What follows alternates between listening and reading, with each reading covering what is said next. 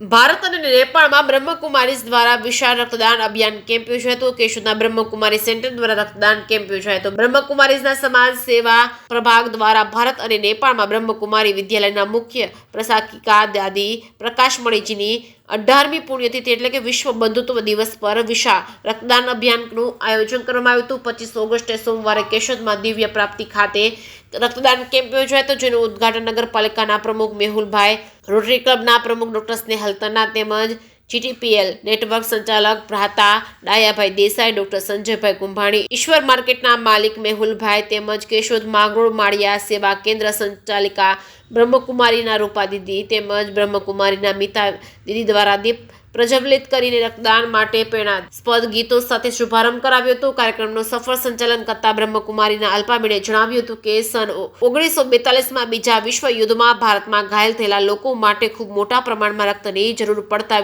પશ્ચિમ બંગાળના કલકત્તામાં પ્રથમ વખત બ્લડ બેંકની સ્થાપના થઈ હતી. ભારતનો એ એક વિશેષ રેકોર્ડ હતો અને ફરીથી ભારત દેશ બ્રહ્મકુમારીઝ દ્વારા વિશાળ રક્તદાન અભિયાન દ્વારા બ્લડ એકત્ર કરી Guinness book of world record કરવા જઈ રહ્યું છે. રોટરી ક્લબના પ્રમુખ ડોક્ટર સ્નેહલ તન્ના એ રક્તદાનના વિશે ફાયદા વર્ણવ્યા હતા અને રક્તદાનથી થતી વ્યક્તિને ઇમ્યુનિટી પાવર વધે અને રક્ત ડોનેટ કરનાર ડોનેટને અન્યની સરખામણીએ 88% હાર્ટ એટેકથી મુક્ત રહે. બ્રહ્મકુમારીના રૂપાબેને જણાવ્યું હતું કે એક સર્વે મુજબ રોજ 12,000 લોકો રક્ત મળવાના અભાવે મૃત્યુ પામે છે, ત્યારે રક્તદાન એટલે કે અન્યને જીવનદાન આપવાની ખૂબ જ મહત્વની શ્રેષ્ઠ સેવા કરવી જોઈએ. અપીલ કરી હતી કે આપણે સૌ સાથે મળીને માનવતાને જગાડીએ અને રક્તદાન કરીએ. જે કેસી ગુજરાતી સાથે રાજુ પંડ્યા, કેશોદ.